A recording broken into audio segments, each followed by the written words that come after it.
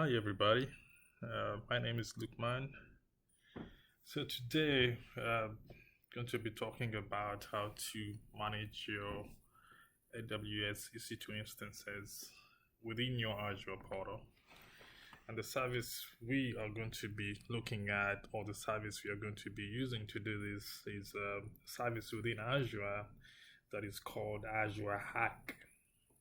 So what the service does is that it allows you to manage your Windows and Linux machines hosted outside of Azure on your corporate network or other public cloud providers. And this can be AWS or Google Cloud. So this virtual machines or physical machines are going to be managed just like any other native Azure machine that is connected into your Azure portal. So each connected machine is going to get an Azure Resource ID. That machine is going to be part of your resource group inside that subscription. And that machine is going to get the benefits of any other standard Azure resource. So that machine you're going to be able to apply Azure policy on that machine. At the same time, you're going to be able to apply tags on that machine. So in order to deliver this experience, you need to be able to install an Azure machine agent on that machine. And once that agent is installed on that machine is projected into Azure. So what are some of the benefits for this? One, you're going to be able to assign Azure policies to that machine. You're going to be able to monitor that machine within Azure. And then at the same time, this is going to simplify deployment for your resources that are outside Azure. So let's jump in and see how easily we can create that agent on machines that are running into AWS and project those machines into Azure. So just to start off, going to show how, what you need to do to be able to run that agent on a specific machine. So in this portal, this is my Azure portal, and you should be able to search for that Azure Arc service. For example, in this scenario, of course, you're going to be presented with a dashboard. And this scenario, I'm going to go ahead and I'm going to click add, and I'm going to add that the service. So again, typical Azure, just like any other Azure resource, being able to select your subscription, where you want that machine to live, providing the details for the region, right? And being able to select the operating system for the server that you're going to try to onboard. In this scenario, I'm onboarding a Windows server.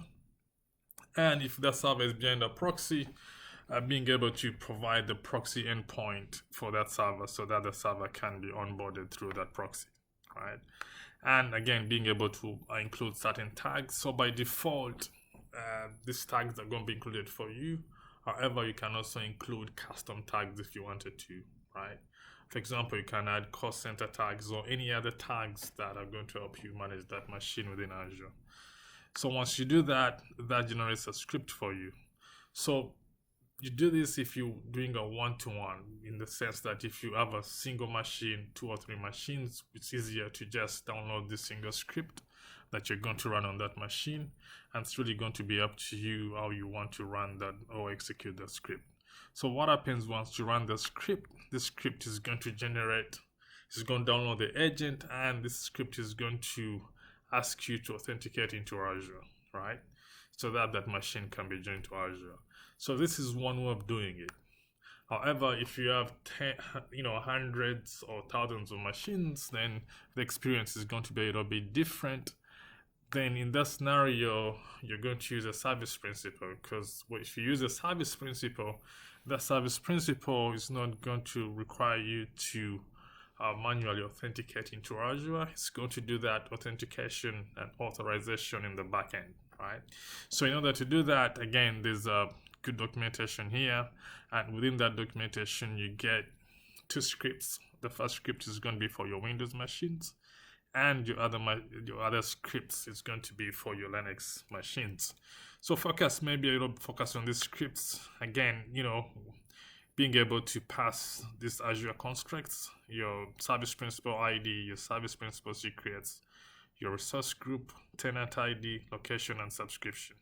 So once you do that, then, being able to just run and execute this machine on whatever server, whether it's in on-prem or AWS, then that server will be projected into Azure. So in this scenario, I'm going to do this from an AWS perspective. So just jumping into the AWS portal. So this can be done on any machine, either Amazon Linux or Red Hat, Ubuntu, SUSE, any Linux distribution. However, in this scenario, I'm more interested in the Windows server, so I'm going to do this on the Windows server. So you can pick any Windows server version. So I'm going to go with Windows Server 2016 in this scenario. Let me just locate that.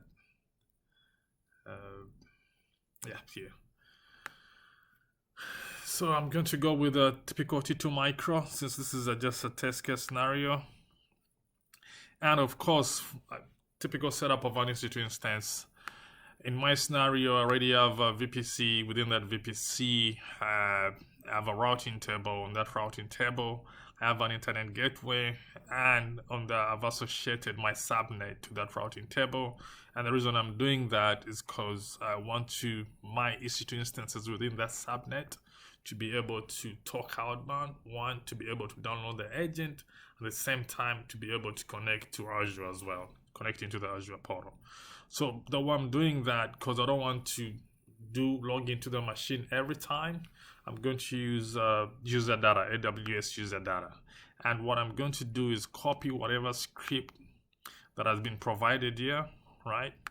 Copy the script, pass whatever information that is required, and I'm going to paste that script into the user data section when I'm deploying my EC2 instance.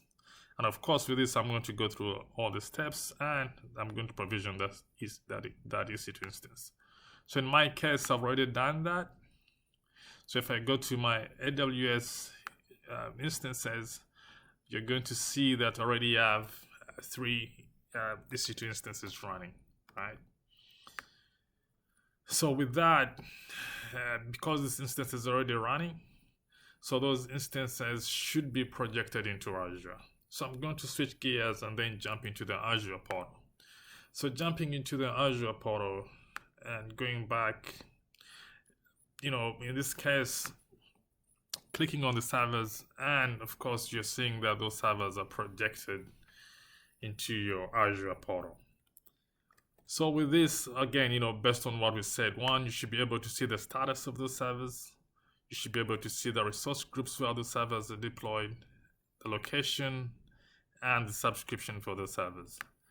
So basically, these servers are treated just like any other virtual machine that is within your Azure subscription. So let's jump into one of those servers and see once that machine is projected into Azure, what does it look like? So from the top here, again, you're being able to see that. One, you should be able to see the activity logs, what is happening on that machine within the portal. Being able to assign RBAC roles, right? What can, if you assign these roles, what can someone do? Can someone stop that machine? Can someone delete it? And being able to assign tags on that machine as well. So from an overall management perspective, again, so as much as this machine is projected into Azure, at the same time, you're able to write to that machine. So in this scenario, because I have Azure policies, and those policies are looking at certain agents that are supposed to be running on that machine, when that machine comes up, those agents are installed on that machine automatically. However, at the same time, you can add custom scripts, and once you add these custom scripts, those scripts will be automatically run on that machine for you that is running in Azure. So that is, being able to write to that machine within the Azure portal. And then if you look at from an overall operations perspective, governance, compliance, automated auditing, automated remediation, being able to use Azure policies within that machine. So in this, for this example, I already have policies that are applied to that resource group. and those policies are inherited to that actual machine that is running in Azure. So when you look at this, Azure is constantly monitoring and auditing that machine based on the different policies that I've set within Azure. So that is giving you that centralized management portal whereby you have resources in AWS, but you're able to project those resources in Azure, and you're able to apply policies to those resources to give you that, single glass view across all your resources, whether in Azure or AWS or on-prem. And then better yet, again, being able to use Azure Update Manager, you should be able to patch those machines across different clouds, either AWS or on-prem, being able to patch your operating systems. With this, Azure is going to be able to give you the status of that operating system on that machine, and you should be able to set updates on that machine. So that is from, again, policy, being able to update that machine. And then if you get into monitoring, so the fact that that machine is projected into Azure, you're able to write to it, and you're able to deploy the Azure monitoring agent. All the logs of that machine are also projected into Azure. So this is an example.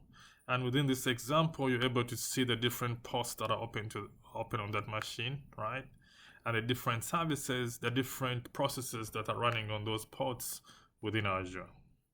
So if you click on any of those ports, you should be able to see the different services that are using those different ports on that machine. So in this case, you have the Azure Monitoring Agent, and then you have the Azure Arc agent that is being projected out to those machines as well, right? So again, in this, being able to see CPU utilization, memory utilization for that machine within the Azure portal.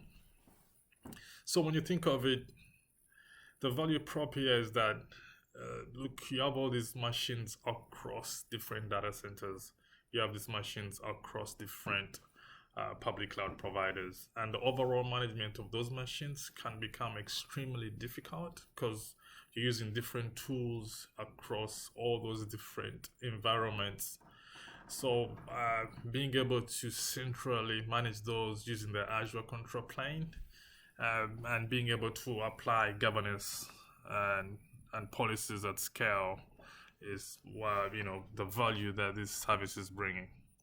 So thank you so much for watching, and catch you in my next video where I'll be talking about multi-cloud and hybrid cloud networking using another service within Azure. Thank you.